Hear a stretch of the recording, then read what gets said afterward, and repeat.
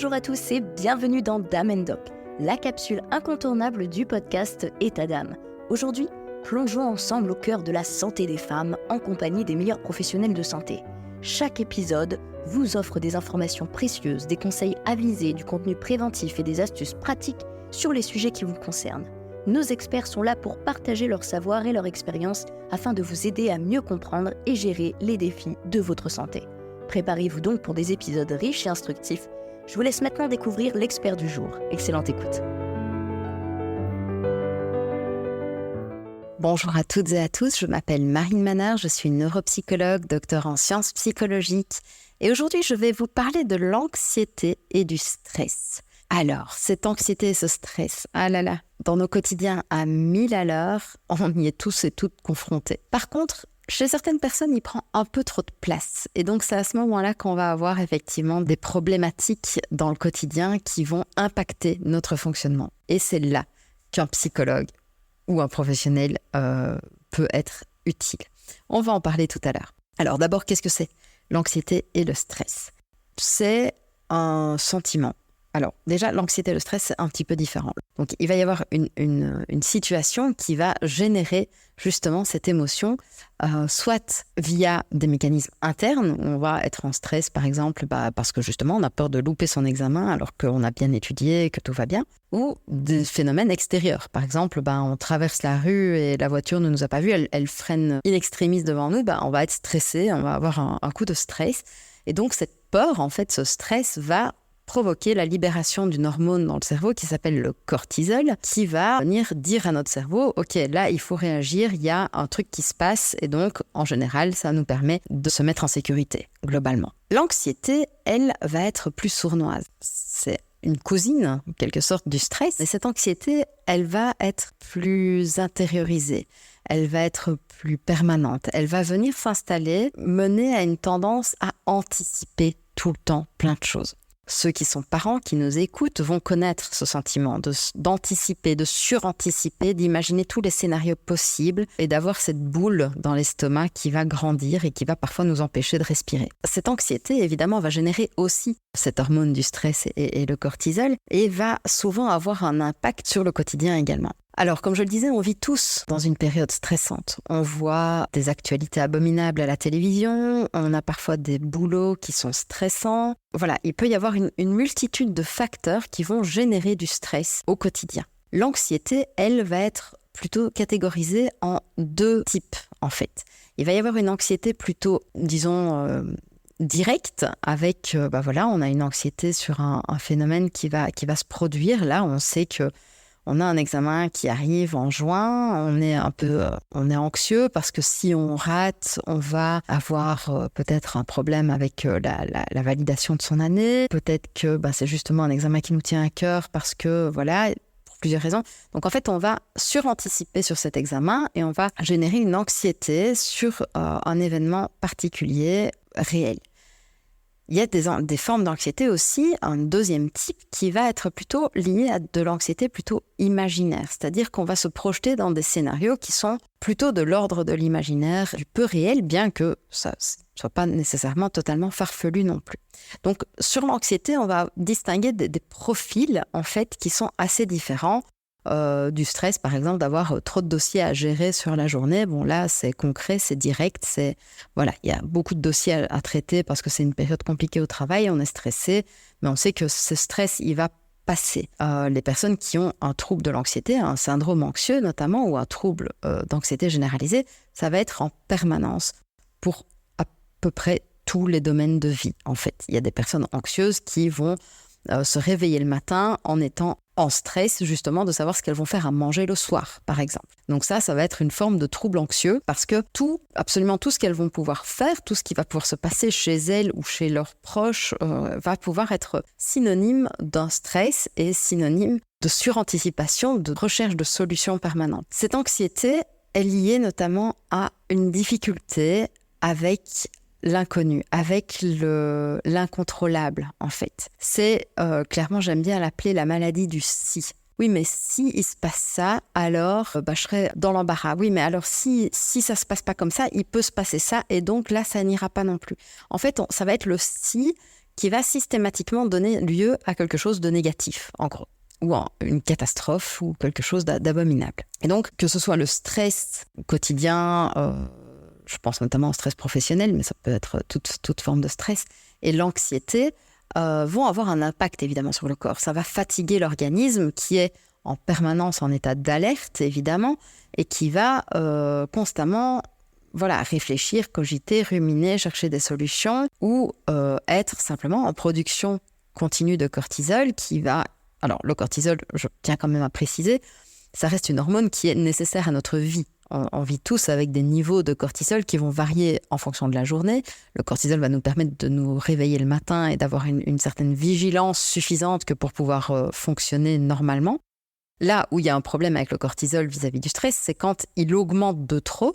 Vous savez que vous avez des palpitations, un petit peu le cœur qui bat très vite, un petit peu vous transpirez. Enfin voilà. Donc là, il y a une surproduction quelque part qui est ponctuelle et qui doit rediminuer quand le cerveau intègre le fait que, en fait, ça va, le danger est passé, il n'y a plus de problème. Là où il y a un souci avec l'anxiété, c'est que cette surproduction va être dérégulée, elle va être produite un peu trop, en tout cas, elle ne va pas rediminuer comme elle le devrait, et donc là, il va y avoir effectivement potentiellement une fatigue corporelle. Il peut y avoir différents symptômes, donc ça peut aller de la perte de cheveux, la perte d'appétit, la perte de sommeil, donc une hyposomnie, ça peut être des tremblements, ça peut être une tendance à la transpiration excessive, ça peut être une baisse du système immunitaire, il peut y avoir plein d'effets sur le corps en termes neurocognitifs, donc au niveau neuropsychologique ou des fonctions intellectuelles. On va observer des baisses d'attention, de concentration, des difficultés de mémoire également. Donc tout ça va avoir effectivement un impact sur notre quotidien, à la fois physique mais aussi mental. L'anxiété va pouvoir également amener un isolement social parce que on va avoir du mal à aller vers les autres. Parce qu'évidemment, toute situation qui va sortir d'une routine rassurante va pouvoir générer ces fameux « et si », et donc va pouvoir limiter les interactions parce que si ça se passait mal quand je vais boire un verre avec ma copine, et si on se faisait agresser, et si. Et donc, à nouveau, vivre avec un certain niveau de stress, je veux dire, stresser suffisamment pour aller à un examen, pour essayer de le réussir et pour étudier, c'est adéquat. C'est des situations de vie où le stress va venir aider à traverser cette étape importante de vie, de passer l'examen. Si on n'est pas assez stressé pour cet examen, on ne va pas étudier suffisamment et donc on va le rater. Donc il faut un certain degré de stress. Par contre, s'il y a trop de stress et qu'il devient paralysant et qu'on n'arrive plus à parler devant son professeur pour l'examen oral tellement on est stressé, là il y a trop de stress. Et donc il faut ce juste milieu. Et donc apprendre à pouvoir canaliser son stress, à le gérer, va évidemment être essentiel pour ces situations de stress aigu. En termes d'anxiété, c'est un petit peu différent parce qu'on va devoir apprendre une gestion qui est de l'ordre de notre façon de penser au quotidien. Et donc là, ça demande souvent, dans les troubles anxieux, notamment les troubles anxieux généralisés, ça demande l'aide d'un professionnel avec des thérapies bien ciblées, bien spécifiques, où on va accompagner le patient à déjà comprendre les différents mécanismes de l'anxiété. On va essayer de l'aider à apprivoiser cette anxiété, déjà à l'identifier dans un premier temps, et ensuite à raisonner dessus, à essayer de comprendre ce qui va générer cette anxiété. Alors, selon les patients, soit on va proposer plutôt des approches où on va l'aider à identifier ce qui n'est pas adéquat comme pensée et à les retravailler, soit parfois on va pousser la réflexion jusqu'au bout, en fait. Moi, ça, c'est une stratégie que j'adopte parfois avec certains patients. Quand je vois que la première ne fonctionne pas, je leur dis ok, alors on y va. Et donc, et si et ça. Et donc, on se retrouve avec des scénarios qui, au final, arrivent dans l'absurde total. Et ça, eux-mêmes, ils s'en rendent compte. Au bout d'un moment, ils disent « Oui, mais non, mais attends, là, ça se peut pas, en fait. C'est trop... ça arrivera jamais. » Et donc là, on a gagné un point. Parce qu'en fait, on a donné à leur cerveau l'information que les scénarios catastrophes qu'il est en train de mettre en place, il y en a qui sont erronés, en fait. Ça fonctionne pas, du coup. Et donc, ils peuvent remettre ça en place quand ils ont des phases d'anxiété plus aiguës, de se dire, ok, je vais pousser le raisonnement, et donc, voilà, je vais me mettre à réfléchir comme ça. Alors, pour vraiment, quand on a beaucoup d'anxiété, on peut aussi développer ce qu'on appelle des crises d'angoisse.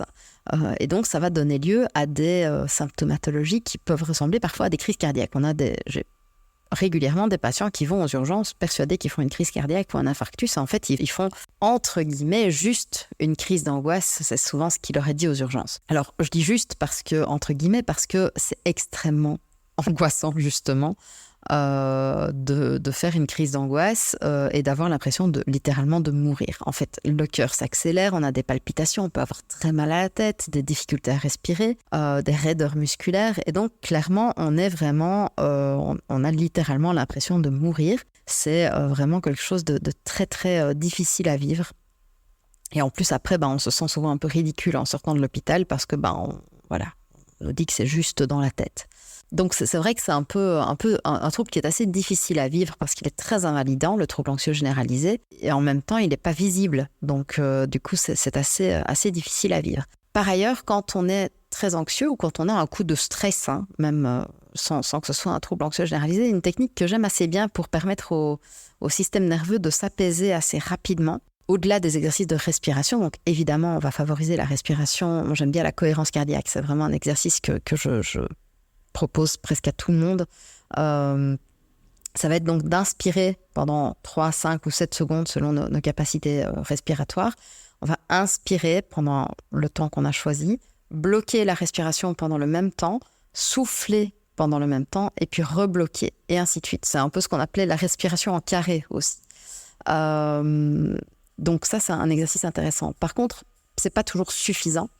Et donc, j'aime bien proposer soit des petits exercices de sophrologie, comme la visualisation du positif, notamment, ce genre de choses, l'expulsion du négatif, où on va imaginer qu'on souffle très fort tout ce qui nous angoisse, sans distinction d'éléments particuliers, juste on le figure comme ça, en inspirant, on imagine tout ce qui nous stresse et on va l'expulser en soufflant très fort.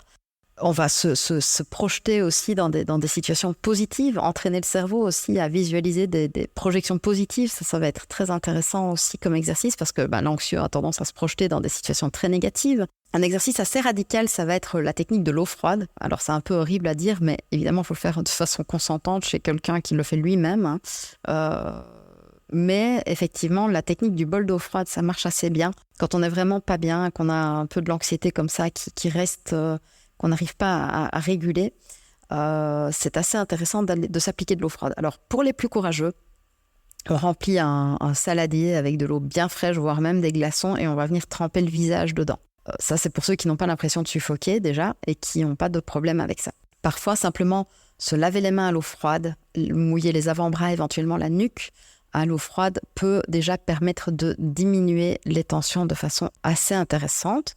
Alors, au quotidien, évidemment, une hygiène de vie est essentielle pour pouvoir un petit peu diminuer les tensions et les pressions internes, que ce soit en termes d'alimentation, de sport, avoir des moments où on peut justement favoriser le bien-être et la relaxation, c'est très, très important.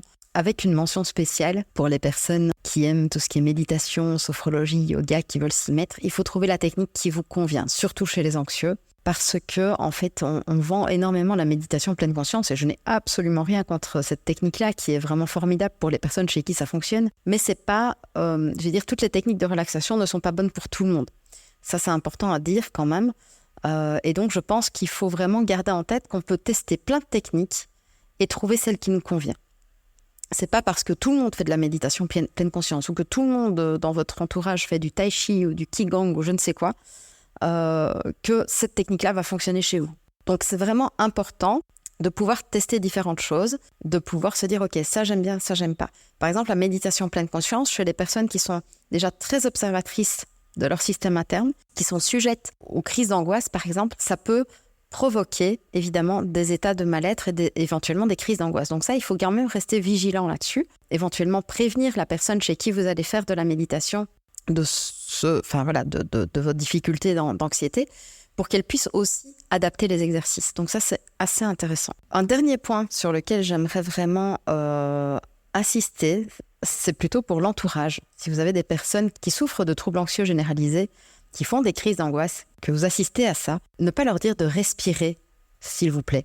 Ne leur dites pas respire quand elles n'arrivent pas à respirer.